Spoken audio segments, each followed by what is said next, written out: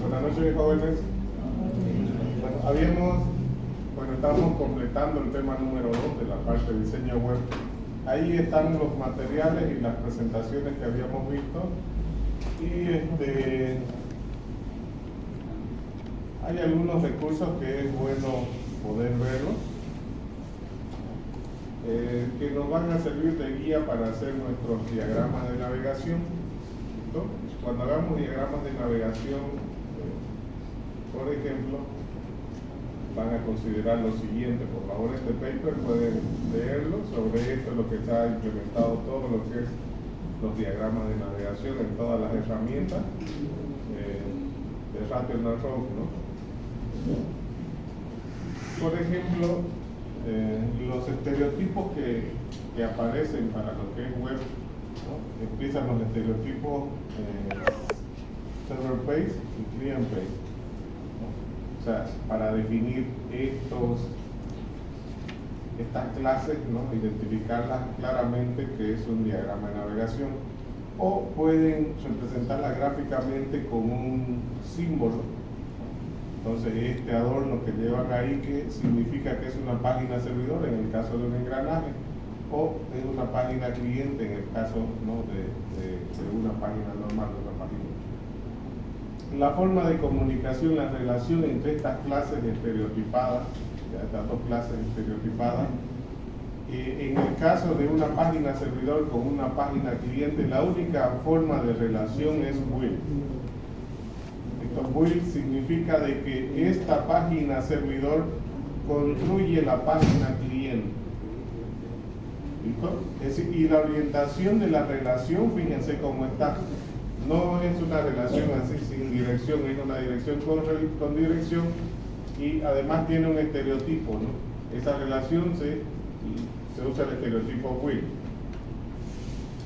¿Ya? Entonces, para cuando vayan construyendo sus diagramas de navegación, por favor, tomen como referencia este paper. Otro que es importante es, por ejemplo, si yo tengo una página cliente, ¿qué relaciones puedo tener en un diagrama de navegación? Por ejemplo, si una página cliente se comunica con otra página cliente, la relación que puede tener es mediante un estereotipo link, mediante un enlace, quiere decir, ¿no? Entonces, de página a página, mediante el estereotipo link. Si fuese de una página de una página cliente a una página cliente, el estereotipo link. Pero si es de una página cliente a una página servidor, es un estereotipo link parametrizado. ¿Listo? Una URL con parámetros. En este caso, ¿no? Aquí hay un parámetro, una URL, pero lleva un parámetro que es el producto, digamos, ¿no? El identificador de un producto. Entonces, cuando esta página de aquí se conecte con esta de aquí, lo que le está pasando es un parámetro, y ese parámetro es el que va a recibir esta página servidor, y la página servidor lo que hace es procesar algo y, ¿no? construye una página cliente. En este ejemplo, este es un listado de productos. Si yo quiero ver el detalle de los productos, voy a dar clic a un enlace parametrizado y me va a llevar a una página que me va a permitir ver el detalle del producto. Entonces, fíjense las relaciones, los estereotipos que hay, ¿no? Link, build, ¿no? Link parametrizado, server page, client page.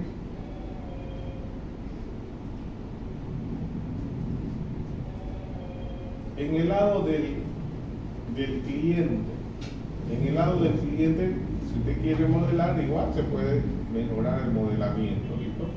Por ejemplo, una página cliente al lado del servidor, ¿no? Puede tener applet de Java, ¿no? Una página cliente puede tener código JavaScript,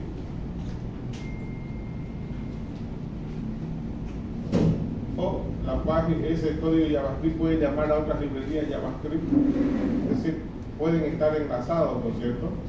La página cliente, veanlo así como un HTML, puede tener un applet, puede tener código JavaScript, pero también pueden tener, no se olviden de los datos que maneja la página. Por ejemplo, en este de aquí, tiene una cadena que me dice el día actual. Entonces, también las páginas clientes manejan información, ¿no? Que son los datos, y también tienen comportamientos, ¿no? Entonces, aquí cuando lee la página, cuando se actualiza la página, cuando da un evento, adiciona un evento, ¿no? Entonces va a ir varias cosas. Una página cliente puede tener N formularios, ¿no? Entonces, fíjense que cada formulario puede tener obviamente los campos necesarios, ¿no? Los forms que se requieran. Los formularios pueden tener plugins, claro que sí pueden tener plugins. Por ejemplo, puede tener un ActiveX, sí puede tener un ActiveX, o cualquier otro plugin que necesite ese formulario, ¿no? Hay algunos plugins que permiten editar, por ejemplo, textos como si fuese Word, es un plugin que se agrega, ¿no? Cuando uno está construyendo una página. Entonces, fíjense que la forma de construir la documentación se basa en un estándar, ¿no? O sea, no es que yo pongo una rayita porque yo quiero, sino es por lo que dice el estándar. Si no dice el estándar, no lo pongo, ¿no? Pues no, la idea es manejarse sobre un estándar. O sea, si yo a un estándar me invento algo más, ya me estoy saliendo del estándar, ¿no? Porque yo he visto que siempre le aumentan otra cosita. ¿Y qué es eso? Es que se ve más bonito. No quiero que se vea más bonito, quiero que lo entienda el ruso, el chino, esa simbología y ese estándar que se está manejando. O cuando están armando su cable de red, digamos, ¿no? ¿Qué pasa si no me gusta que vayan tales colores juntos? Lo voy a cambiar. O sea, ¿qué está haciendo ahí? Está rompiendo la normativa, está deshaciendo el estándar, y cuando otro venga a hacer el mantenimiento, no va a poder hacerlo, lo va a hacer mal porque está mal hecho el trabajo, digamos. Entonces, lo mismo, por favor, los estereotipos que utilizamos, esos son, no hay para qué aumentar otras cosas. ¿Está bien? Entonces, en cuestión de normas y estándares, nosotros respetamos, cuando no nos gusta el color, no nos gusta el nombre, respetamos porque así está manejando a nivel mundial, y así que lo único que se hace es respetar un estándar, ¿no?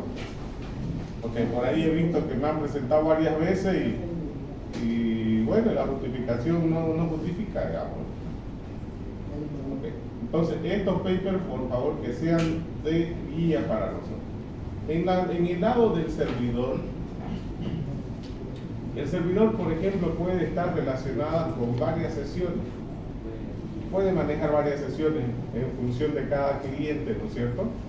Cada cliente puede iniciar una sesión en el servidor y en esa sesión puede manejar un conjunto de variables o datos mientras él esté conectado. A eso se refiere con sesión. Esa página también puede utilizar otras páginas, claro que sí. Puede usar a otras páginas, puede usar a otras clases en realidad. puede usar diferentes librerías que permitan conectarse a distintas tablas. Entonces, se puede generar un conjunto de estructuras que pueden ser manejados en el lado del servidor, pero siguiendo las recomendaciones que ellos indican. Entonces, la página servidor puede estar constituida por varias clases, ¿no?, las cuales pueden trabajar o hacer el trabajo que queramos. Aquí, por ejemplo, si queremos tener una conexión a una base de datos, si queremos leer un registro, mostrar esa información, entonces son clases que vamos a manejar.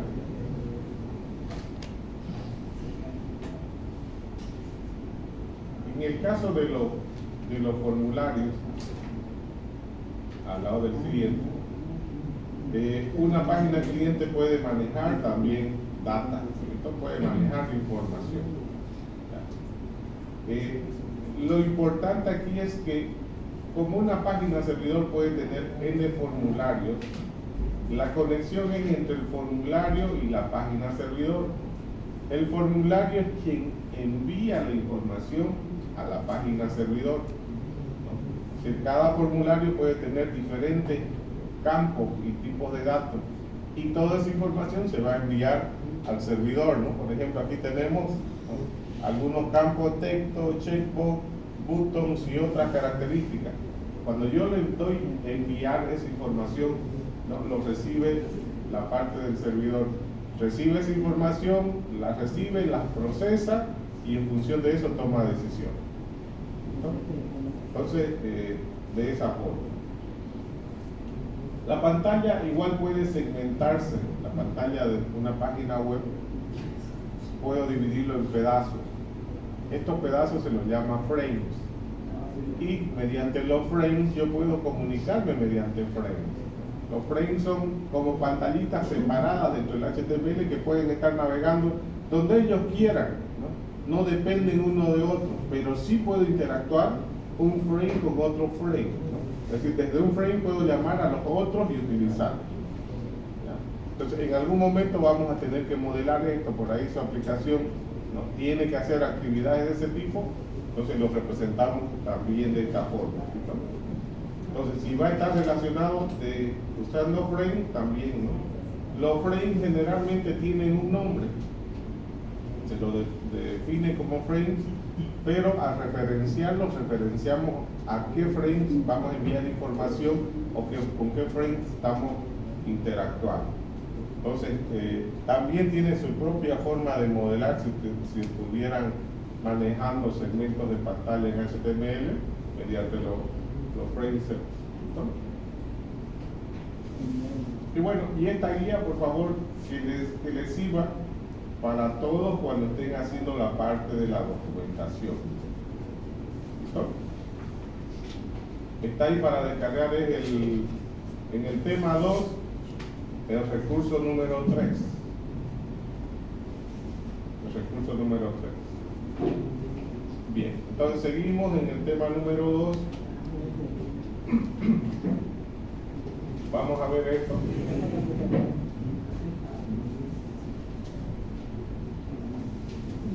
Cuando estamos haciendo la documentación, y generalmente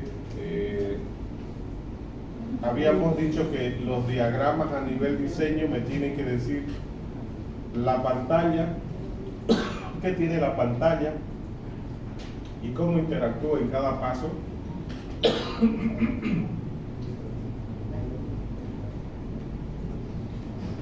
Entonces, esto de aquí, el programador no puede saber qué tipo de pantalla hay ahí.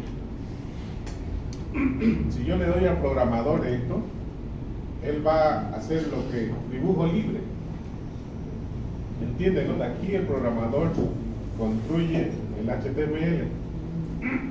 Entonces, si yo le digo, coloque una puerta, imagínense, estoy haciendo un cuarto, al albañil le digo, coloque una puerta y una ventana, ¿dónde lo va a colocar? Porque aquí me dice que tiene que haber un texto un texto user, un texto power, un botón submit y nada más de eso. Es lo mismo que yo le diga al albañil, no me va a poner una ventana y una puerta. ¿Qué va a hacer el albañil? ¿Dónde lo va a colocar? Puede colocarlo a este lado por el edificio de la puerta, ¿no? O sea, digo, ¿no? Nada le impide por colocarlo. Puede colocarlo hacia el pasillo, puede colocarlo que se una a la otra aula, digamos. ¿Por qué? Porque no le estoy especificando dónde y cómo tienen que ir esos elementos. Entonces es ahí donde viene lo siguiente. El diseño de las pantallas, el diseño de las pantallas es muy importante. Entonces, cuando ustedes trabajen es necesario, o al menos en los diagramas de navegación, decir, aquí tengo una pantalla donde ingresamos al sitio, aquí tengo una pantalla donde me pide usuario, contraseña, aquí tengo una pantalla que me genera el menú para acceder a estos elementos, a estos casos de uso. O aquí tengo una pantalla que me rechaza la conexión, es decir, se supone que por aquí van a haber algunas pantallas. Este va a ser mi caso de uso login, y en el caso de uso login hay varias pantallas, bueno, desde entrar al sitio, poner usuario y contraseña, que me diga si el usuario y contraseña son inválidos o que me diga que el usuario y contraseña son válidos y me genera un menú. O sea, hay varias pantallas en el intermedio de es el caso de uso login. ¿Entienden, no? Entran al sitio, no. Algunos sitios tienen ingreso y se le dan clic en ingresar, les aparece el formulario usuario, contraseña, ingresan, si se equivocan les saca un mensaje, si no les sacan un menú. Y aquí, ¿cómo le decimos al programador? No se olviden que están haciendo para que el programador haga lo mejor posible, ¿no? Es como les dije, ¿no? El albañil, si le dejo terreno libre, no sé dónde me va a poner la puerta, digamos. Si tiene experiencia va a ver que no estorbe en nada, ¿no? Si no tiene experiencia lo va a poner en el techo o en el piso, digamos, ¿no? Porque vos le has dado un dibujo libre. Entonces ahí es donde hay que trabajar, ¿listo? Entonces fíjense que una vez autenticado el usuario, este puede ir a este caso de uso, puede ir a este otro caso de uso, ¿no? Entonces se pueden hacer diferentes casos de uso, pero una vez autenticado me va a generar un menú de acceso. Entonces es ahí donde tenemos que ver. Fíjense que este es un diagrama de navegación y el diagrama de navegación es quien me guía la implementación, pero la implementación tiene que ser guiada también con la maquetita que hizo el arquitecto donde va a ir la puerta y la ventana, ¿no? Y esa parte es donde nos falta aquí, ¿no? ¿Cuál herramienta? Ninguno de los diagramas me dice dónde va a ir el botón. Dígame qué diagrama. No hay, pues. Entonces, tenemos que hacer un bosquejo de pantallas. ¿Listo? Tenemos que hacer. Entonces,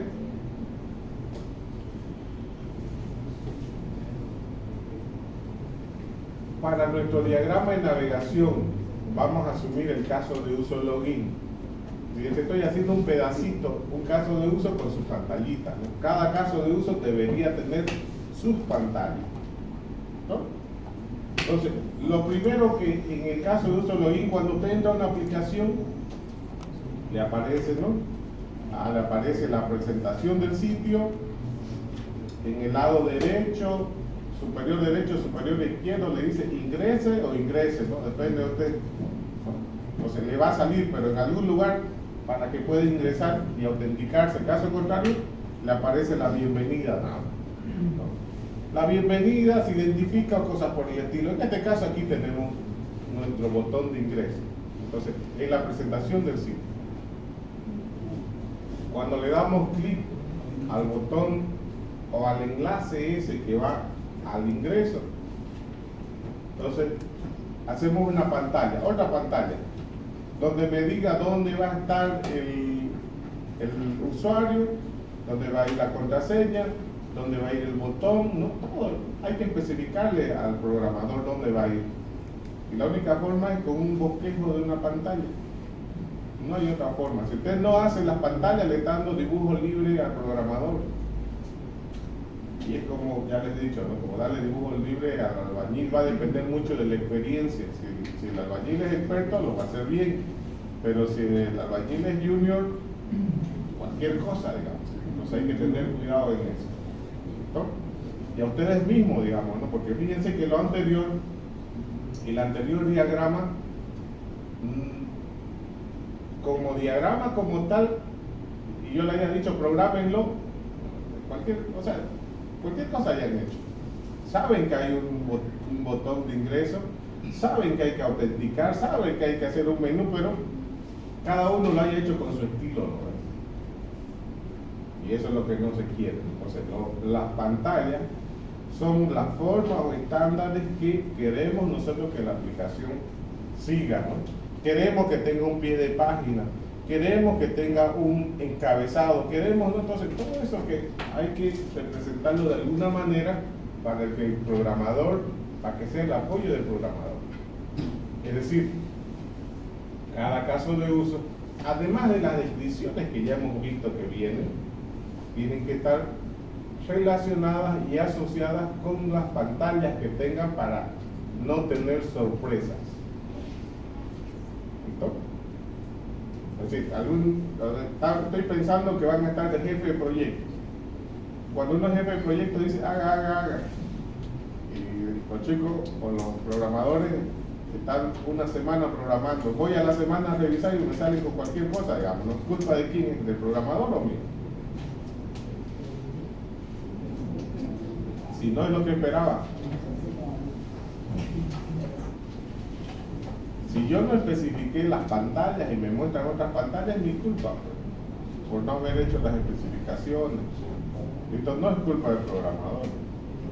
Entonces hay que ponerse en ambos lados, ¿no? Si algún día llega el jefe de proyecto, ¿no? Pasarle la información completa al programador. Y si están del otro lado, del lado del programador, les gustaría igual que les pasen la información completa. A no ser que le digan dibujo libre, digamos, que también puede haber, digamos. Entonces tenemos la pantalla principal del sitio, tenemos la pantalla de ingreso, de logueo, de autenticación. Aquí pueden suceder dos cosas, ¿no? A ver, vamos a ir. ¿Dónde estamos?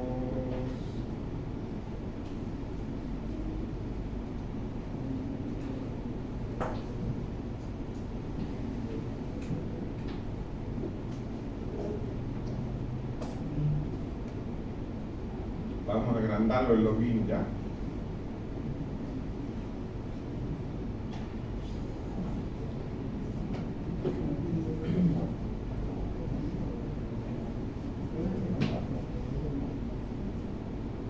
Ya. Entonces, aquí tenemos el login. Tenemos una página cliente que tiene un formulario. El formulario envía un submit. Pueden pasar dos cosas: construir un menú o construir un mensaje. ¿Listo? Entonces, esta es una pantalla, esta es otra pantalla, esta es otra pantalla. Pero ¿y qué pasa si tengo un usuario propietario? ¿Qué pasa si tengo un usuario amigo? ¿No? Entonces, son diagramas diferentes, son menús diferentes. Este amigo tiene menos opciones que el propietario, obviamente. Entonces, ¿cómo se representa eso? Entonces, hay una pantalla por aquí, otra pantalla de mensaje, y aquí hay dos tipos de actores, dos roles.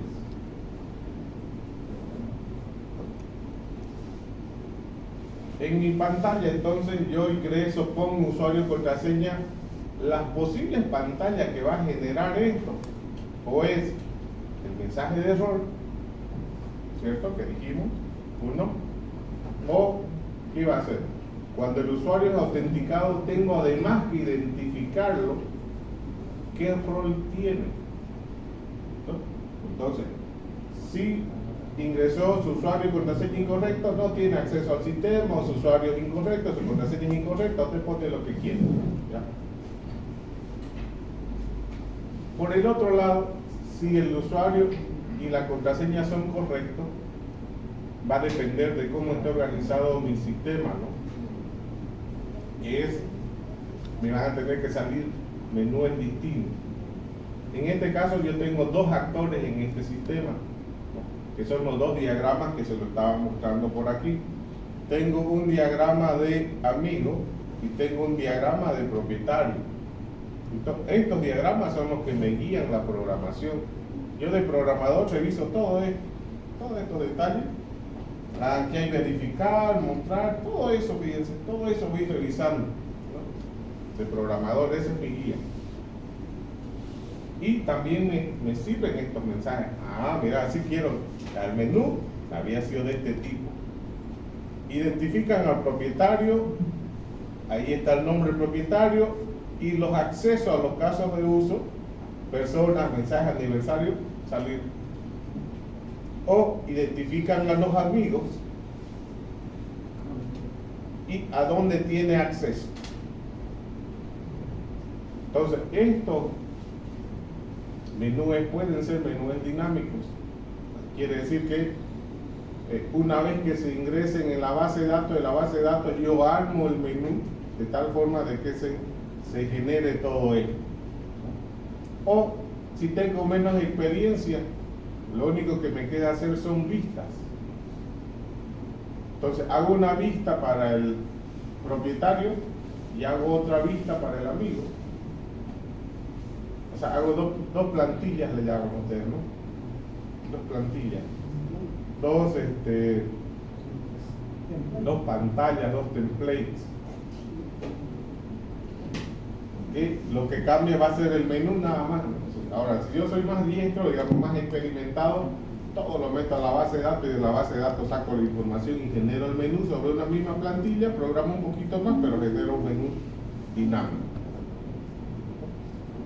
Entonces, esto es lo que falta siempre especificar en los documentos que presentan, la parte de las pantallas. Entonces, cada caso de uso debe de contener las pantallas que requiera. Pues. Ahora, hay diferentes herramientas para que ustedes hagan su diseño. Hay algunos que se ponen unos cuadraditos, ¿no? Como dibujitos se hacen, pero se especifica, aquí va el menú, aquí va el cuerpo, aquí va, ¿no? Se va especificando dónde van a ir y qué botones van a hacer. Y ya el programador se guía con esos dibujos. En la maqueta que le damos para ver la presentación que va a tener la aplicación. ¿Listo? Entonces, esa es la forma más o menos de completar. Es decir, mi documento, además del diagrama de navegación, por cada caso de uso tiene que tener las respectivas pantallas. ¿Está bien? Ahora, ¿esto es válido para diagramas de navegación y para aplicaciones normales? Claro que sí. Si hago una aplicación cliente-servidor normal, igual necesito que le especifiquen al programador las pantallas, cómo quieren que se vean. Imagínense que le digan, a ver, pónganse al lado del programador, construyame una aplicación Android, dibujo libre, digamos. ¿No? Pues no tiene que ser en función del diseño de la empresa, como quiere la empresa y demás cosas. Nosotros trabajamos en función de que ellos nos piden. Bueno, hasta ahí, preguntas que tengan. Con eso estamos terminando lo que es la parte del diseño. Ok, gracias. Entonces,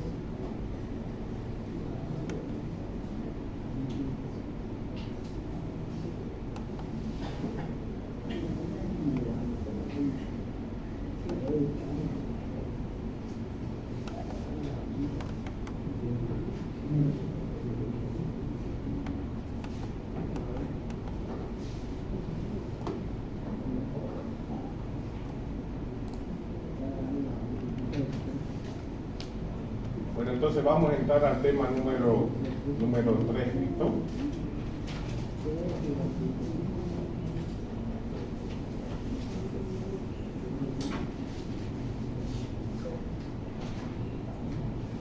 Pero el tema número 3 es una ampliación del tema número 1. Si bien el tema número 3 tiene que ver con los servicios, nosotros entendemos cómo funcionan los protocolos. Hasta el momento lo que hemos hecho es conectarnos a un servidor, charlar con el servidor mediante su protocolo y mandar y recibir un mensaje. Ahora, pero ¿cómo funciona? Yo lo único que les dije, usen el telnet, pónganle la dirección URL, denle en el puerto y listo, ¿no? Lo que le pedí, no, algo práctico. Pero si quiero saber más, tengo que saber cómo se programan estas cosas. Bueno, esto se programa mediante socket. La única forma de abrir una conexión con otro computador es mediante socket. Y los sockets son muy antiguos, ¿no? Funcionan en Unix todo el tiempo, en Java es puro socket, ¿no? El acceso al disco, el acceso al teclado, el acceso a la pantalla en Java es puro socket, ¿no? Se han llevado en programación 1 o 2 Java, es puro socket. El leer desde el teclado hay que hacer buffer reader y no sé qué cosa más para leer desde el teclado, ¿no? De system in y demás, ¿no? O para imprimir system.out.print, digamos, ¿no? Esos son flujos, igual, ¿no? Entonces, es lo mismo en TCP/IP, lo único que necesito es la IP destino y el puerto destino para lograr una conexión, ¿no? Eso lo vimos con dibujitos, ¿no? Ahora vamos a tratar de entender eso. Entonces, los sockets son sistemas de comunicación. Muy conocido en Unix, en Windows se desconoce el término, pero vuelve a la luz nuevamente cuando aparece TCP/IP. Aparece TCP/IP y la comunicación es mediante socket. Y estos sockets, como dijimos, para armar una comunicación entre dos puntos necesitan IP origen, IP destino, puerto origen, puerto destino. Y lo probamos con una aplicación. Ahora, ¿pero cómo funciona? ¿Cómo funciona esto? Hemos visto más o menos un ejemplo. Vamos a tratar de aclarar. Cuando estamos programando, vamos a declarar una variable de tipo socket. ¿Listo? Declaramos una variable de tipo socket y esa variable de tipo socket le vamos a decir a dónde se va a conectar y a qué puerto se va a conectar. Este a dónde es una dirección, puede ser una IP, puede ser un dominio que él se va a conectar. Entonces, cuando yo declaro mi variable, lo siguiente que hago es pasarle los datos. Inicializo ese objeto con la dirección y el puerto. Ahí pueden pasar muchas cosas, ¿no? Puede ser que esa dirección no exista, ese IP no exista, ese puerto no exista. Puede haber N problemas ahí. Es decir, yo estoy queriendo abrir el socket allá, pero no puede haber internet, la IP no existe, el dominio no existe, el puerto está ocupado, el puerto no existe, no sé, N problemas. Entonces ahí pueden ocurrir problemas que hay que controlarlos. Van a haber excepciones dentro de la programación que hay que controlar. Suponiendo que está todo bien, que la dirección que puse, que el puerto que escribí son correctos, ¿no? Lo que continúa es que si esa dirección y ese puerto son correctos, tratamos de entablar una conversación. Y como les había explicado, el servidor es aquel que recibe la conexión y le dije, y me manda con uno de sus hijos a que me atienda en una ventana específica. Viene por la pantalla, por la puerta principal y le digo, la ventanilla 3 está libre, por favor pase a la ventanilla 3, ¿no? Eso hace el servidor. Viene aquí, otro cliente, por favor, la ventanilla 10, por favor, en la ventanilla 20. Y yo tengo gente que me está atendiendo en esos en esas puertas. Entonces, si yo acepto esa conexión, el servidor lo que hace es, me deriva a un hilo hijo. Me deriva, agarra. ¿No? Si aceptó la conexión, por favor, Juan, atenderlo al Señor. ¿Listo? Me está derivando. Si eso se acepta, y a partir de ese momento, la comunicación empieza desde el servidor con el cliente. Fíjense que no es que el puerto 80 me atienda o el puerto 110 me atienda en el momento, no, el puerto 110 me derivó a otro lado, el puerto 25 me derivó a otro lado para atender, ¿no? Y él sigue libre, el servidor sigue disponible siempre. ¿Cuándo no va a poder atender?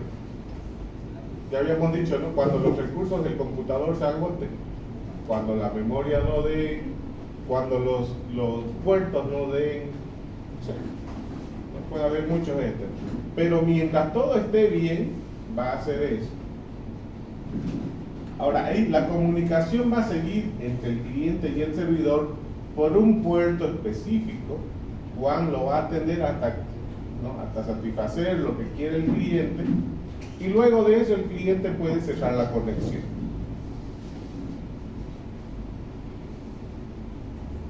Ese es el flujo del lado del cliente, pensando en programar, ¿listo? Es decir, pensando en automatizar algunos procesos. Por el otro lado, en el servidor, si usted quiere hacer un código servidor, los lenguajes de programación le van a dar una clase que está relacionada con ciertas características, se llama el server socket. Entonces, este server socket lo definimos o declaramos la variable o el objeto y luego inicializamos este objeto. ¿Ya? Entonces declaramos, a ver, vamos a cambiar de color, entonces para buscar aquí. Color.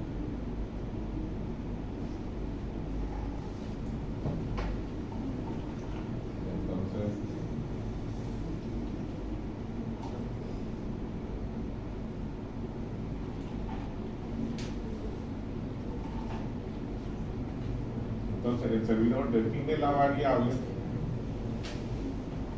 instancian a esa variable, le dan una memoria. ¿Cuál es la condición para que el servidor pueda instanciar ese objeto? La condición es que el puerto esté libre. Si yo le digo, ábrame el puerto 80, el puerto de mi computador tiene que estar disponible el 80. Si hay otra aplicación que esté usando el 80, no va a poder crearse el objeto. Entonces, igual ahí pueden suceder muchas cosas ahí, ¿no? Que el puerto esté ocupado para empezar. Y si el puerto está ocupado, yo no puedo lanzar este tipo de software. Si el puerto no estuviese ocupado, entonces puedo agarrar y esperar que un cliente se conecte. Es decir, voy a esperar que alguien se conecte. Entonces yo levanto como servidor y espero, alguien viene, lo voy a atender, lo mismo que dijimos. Juan, por favor, atende al señor. María, atienda, ¿no? Entonces voy disponiendo. Fíjense que el proceso es acepto, creo una instancia, creo un hilo, y ese hilo, cuando lo creo, se va a encargar de trabajar, ¿no? Es decir, yo soy un proceso que tiene varios hilos, que son la gente que me apoya en atender en cada puerto. ¿Listo? Y cada vez que yo delegue la responsabilidad a un hilo, a una persona, a un puerto para que atienda, en ese momento yo vuelvo a esperar otro cliente. ¿Listo? Y el servidor va a estar disponible siempre porque estoy delegando. Alguien viene, buen día, ¿cómo está? Pase, por favor. Buen día, ¿cómo está? Pase. Voy delegando y las conexiones quedan con los hilos que yo delegué. Y los hilos que delegue son los que empiezan a conversar. Bueno, en cualquier momento yo puedo terminar esta aceptación de clientes, digamos. Puedo agarrar y decir, terminó, si yo digo no quiero 5 clientes, acepto 5 clientes y se acabó. ¿No? En cualquier momento yo puedo agarrar y destruir el objeto y cerrar el servidor. ¿Listo? Ese es más o menos el funcionamiento que se tiene. Entonces, probaremos haciendo un cliente. ¿Ya?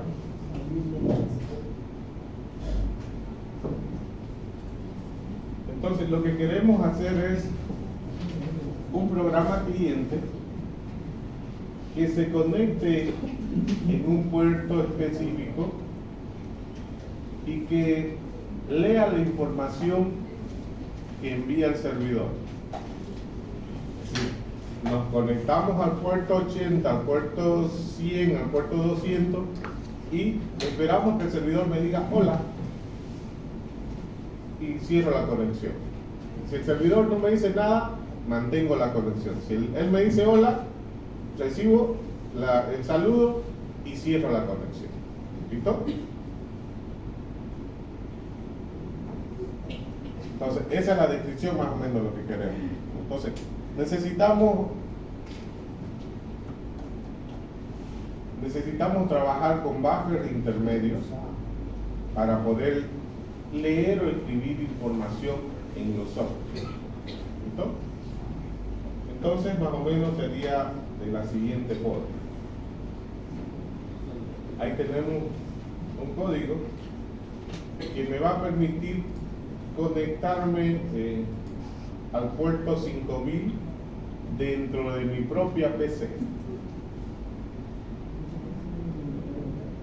Ok, programémoslo entonces. Vamos a ir a buscar Eclipse o NetBeans, lo que tengan en esa máquina. Me busquen qué hay por ahí. Eclipse, NetBeans, ¿qué hay?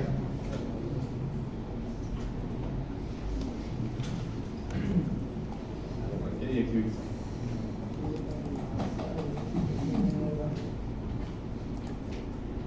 Voy a crear un proyecto que se llame Sockets Grupo SC. ¿No? Voy a crear Socket Grupo SC. Estoy creando un proyecto. Dentro de ese proyecto voy a crear una clase. Dentro de ese proyecto voy a crear una clase. Esta clase se va a llamar cliente y se va a ejecutar solo. Una clase cliente. Entonces crean una clase cliente y que se ejecute.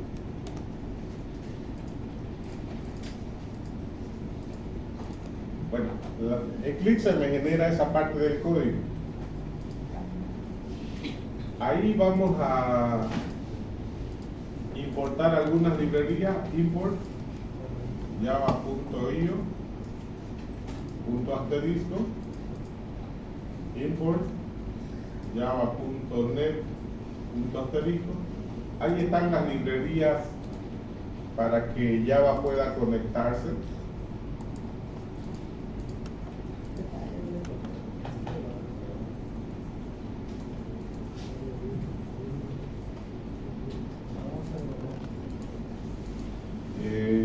¿Qué más me dicen?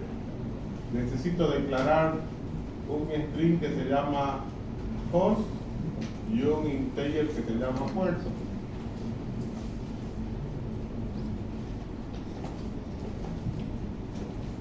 Si ustedes quieren, lo pueden copiar del servidor. Está en el aula virtual, está en el tema 3, dice socket.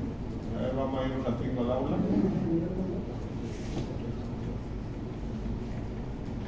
Aquí entran al aula, configuración de servicios. Y configuración de servicios, fíjense, lo primero que me aparece es funcionamiento de los sockets. En funcionamiento de los sockets, ahí está lo que les estoy explicando. Y entonces en el funcionamiento de los sockets está la imagencita de la diapositiva.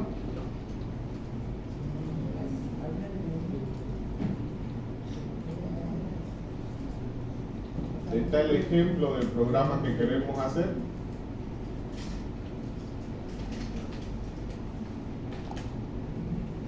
Entonces necesito declarar dos variables. Necesito crear un constructor. Y luego en el programa principal solamente inicializar esto. ¿Listo? Entonces, a ver, vamos a ver si se copia sin problema. Control C, voy allá a mi.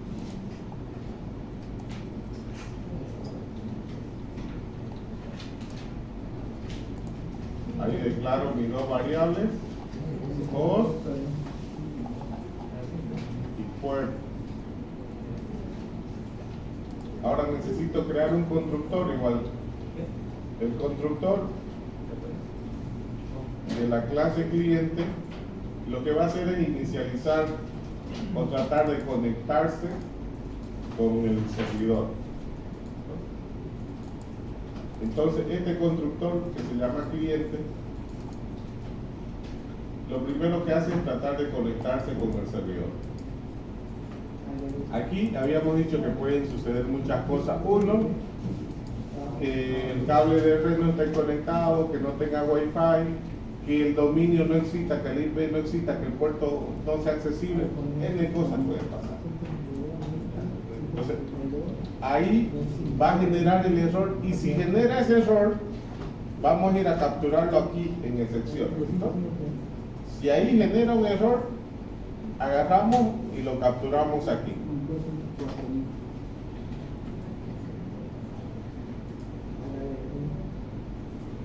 Si ocurre un error, aquí voy a saber qué pasó. Ya me va a decir no tiene internet, la IP no existe, el dominio no existe, el puerto no existe. Entonces, lo que tenga que responder, que lo pilla. Ya. Esta primera línea es la que posiblemente tenga más problemas. Luego, la segunda línea lo que me hace es crear un socket, un buffer que va a charlar con el socket.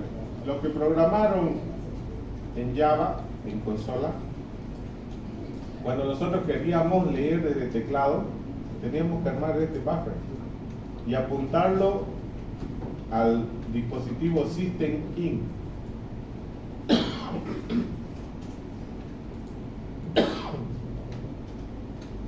Entonces, fíjense, la única diferencia es que aquí no estamos apuntando al dispositivo System In, que es el teclado. Aquí estamos apuntando al socket, ¿no? A uno de esos comportamientos que es para leer o escribir información. En este caso, para leer información. Luego, lo siguiente que vamos a hacer es escribir un mensaje. Escribir un mensaje que diga que nos estamos conectando.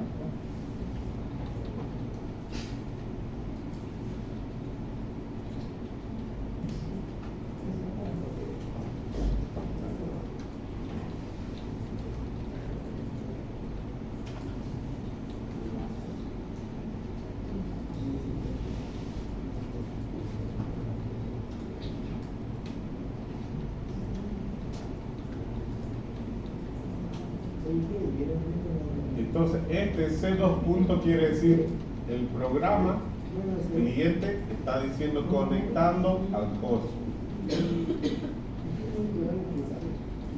El servidor lo que tiene que agarrar es mandarme un saludo. El servidor tiene que decirme hola cliente 1, hola cliente 2. Entonces, cuando el servidor me escriba, yo solamente leo lo que él me esté pidiendo y cierro la conexión. Cierro el socket e informo al usuario de que estamos cerrando el socket.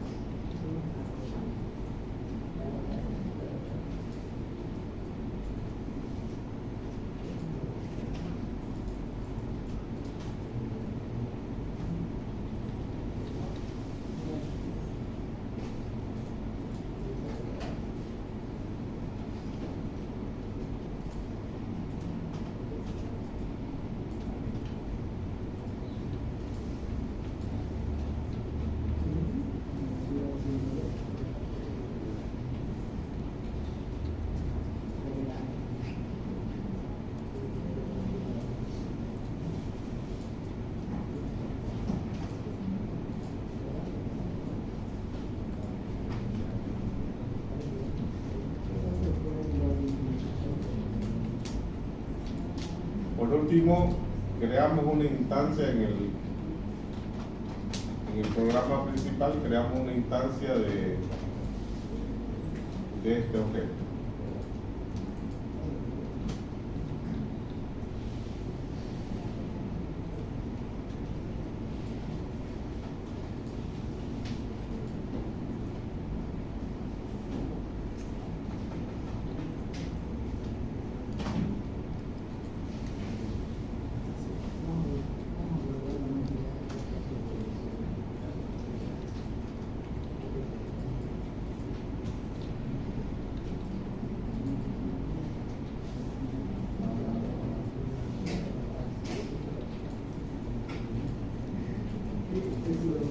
Y ahí debemos probar qué hace nuestro programa. ¿A dónde se va a conectar? ¿A qué puerto se va a conectar? Es decir, estamos hablando de nuestro equipo. ¿Será que hay un puerto abierto en el puerto 5000? ¿Cómo sabemos que hay un puerto abierto?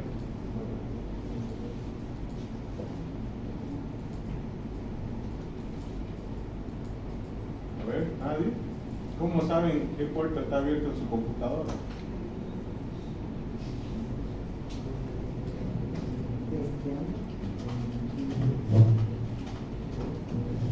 A ver, aquí, también la nada. ¿Qué más?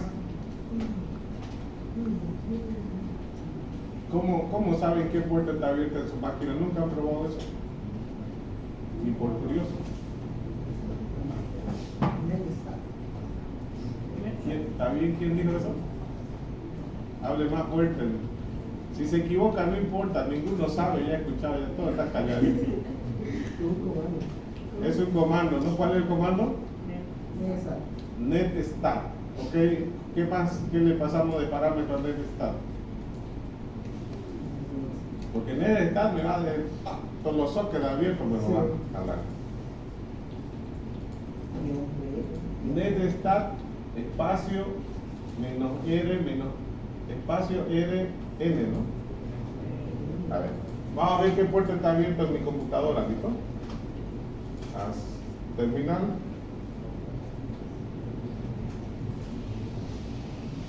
Bueno, y esta belleza solamente se puede hacer si están en Linux, ¿no? Si están en Windows, creo que funciona el netstat igual.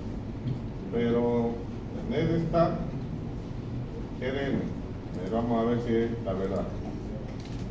Netstat rm, vamos a ver. No es rm. Netstat menos r, a ver, vamos a ver. Router, no. Netstat menos n debe ser. A ver. Menos n. Y vamos a ir, la primera línea que sale del netstat menos n. Ya voy a llegar al principio, esperen. Ahí está al principio. Netstat menos n me devuelve eso.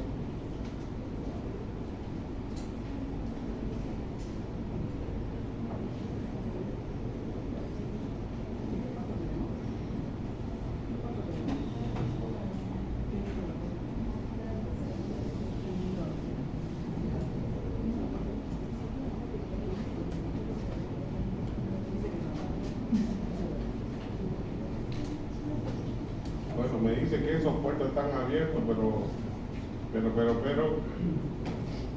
no están así. Entonces netstat no te da la información correcta. A ver, y por aquí aparece, no deberían aparecer que yo tengo en mi computadora 2 puertos abiertos. ¿Y por qué lo sé? Porque estoy compartiendo impresora y tengo un programita de administración remota a mi máquina. Pues al menos 2 puertos tienen que estar abiertos. Pueden ser estos de aquí que estén. ¿Dónde están? No hay, aquí debería decirme que hay 2.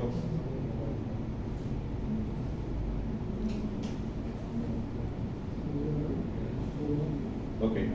Si no le funciona con el NetStat, el siguiente programa efectivo es Nmap.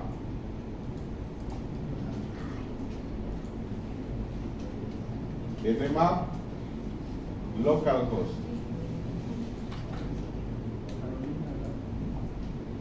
Y lo que va a hacer Nmap es escanear todos los puertos de mi computador, ¿listo?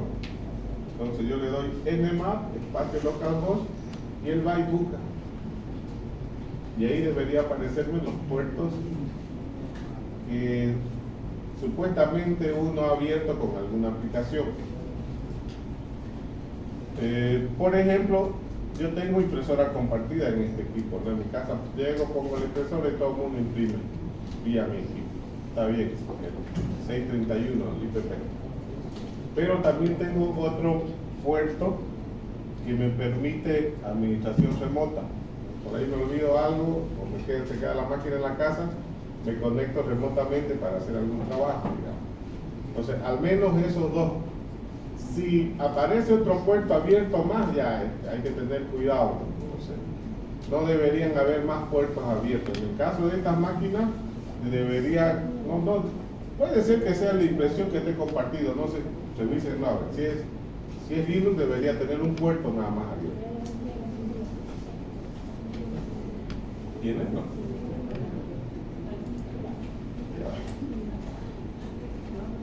¿Está colgando Linux? Raro eso.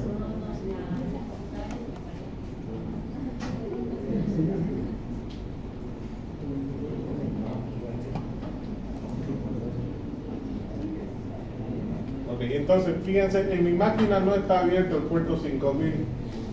Así que si lo hago correr mi programa, me va a salir error, ¿no?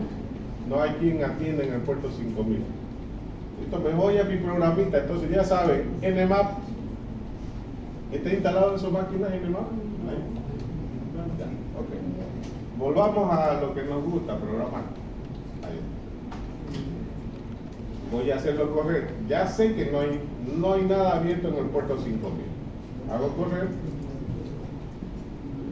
Y fíjense lo que me dice. Conexión rehusada, es decir, no hay nadie atendiendo en el puerto 5000. ¿Listo? Bueno, cambiemos otra cosa ya. Es que mi máquina no está pudiendo entrar puerto 5000.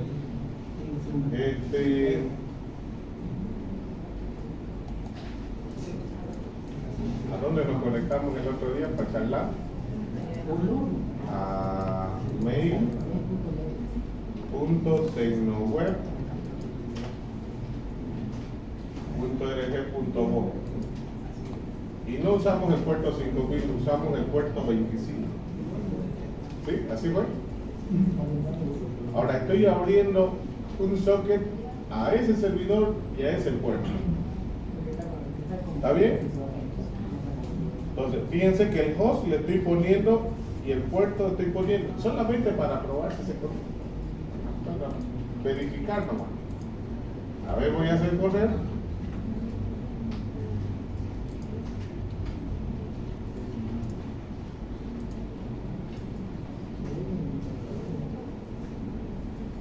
Y fíjense el mensaje que me dice conectado a mail tecnoweb.org.bo, y fíjense lo que el servidor Tecnoweb me responde: 220 tecnoweb.org.bo, y me da la hora y de ahí me desconecto.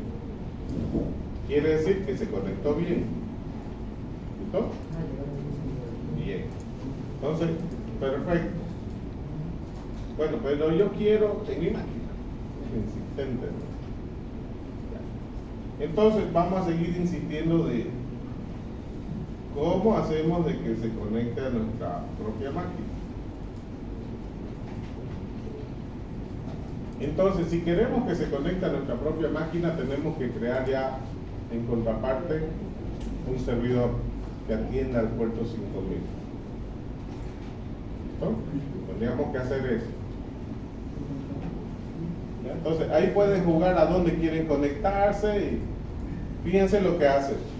Les saca un mensajito donde se están conectando, leen lo que les manda el servidor cierra la conexión y saca otro mensajito desconectado del servidor. Si ocurre un error, ¿está bien? ¿A todos les funcionó? ¿Algunos?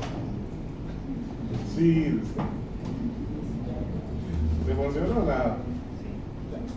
Ok, continuemos entonces. Ahora vamos a hacer lo siguiente.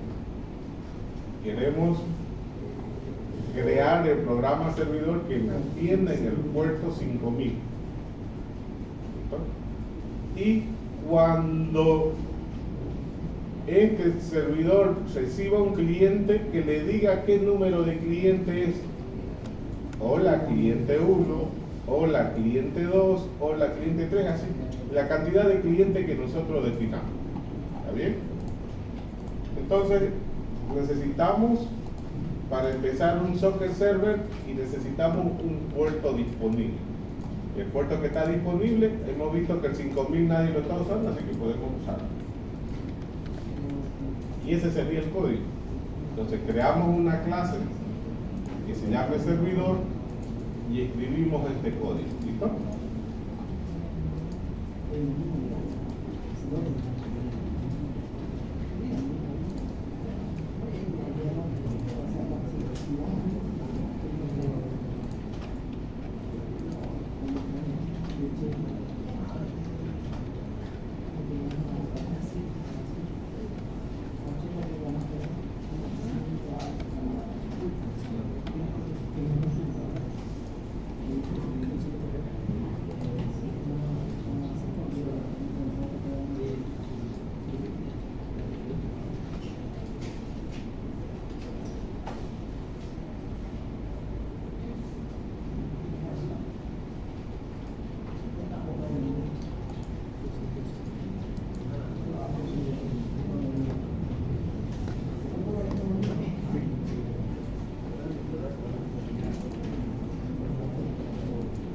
Que ya están en el tema 3 es fácil, van y lo copian.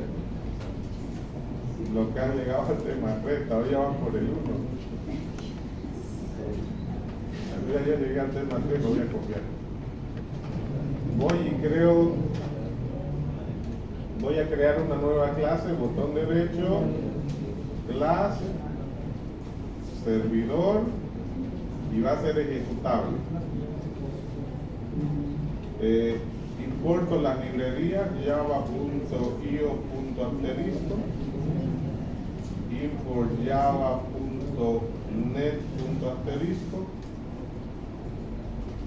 y aquí ya empiezo a copiar el código desde la plataforma. Entonces en la plataforma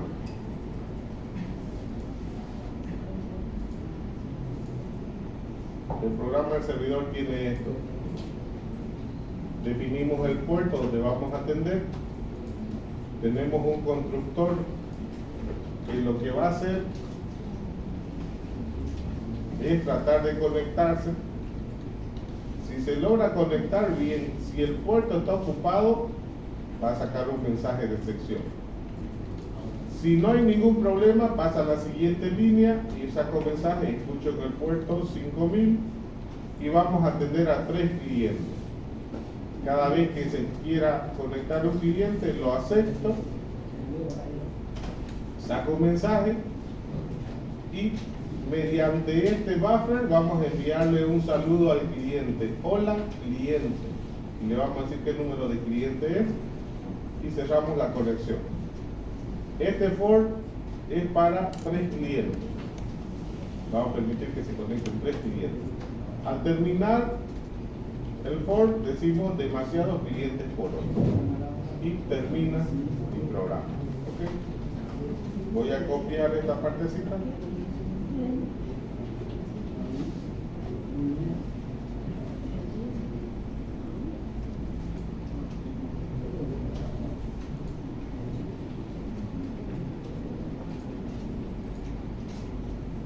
Y me conecto con el puerto 5000.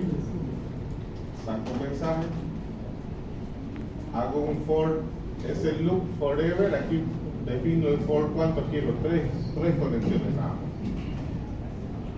aceptamos la primera conexión. Cada vez que aceptemos, definimos ahí, sacamos un mensaje, creamos una instancia para poder mandarle un mensaje al servidor o al cliente desde el servidor. Le mandamos el mensaje al cliente. Aquí le estamos mandando el mensaje. Entonces va a decir hola cliente y el número del cliente. Cliente, en este caso sería cliente 012. Lo mando el mensaje y cerramos el software. Una vez terminamos el ciclo, demasiados clientes por hoy.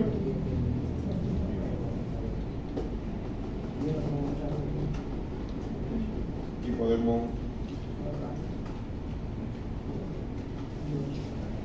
servidor.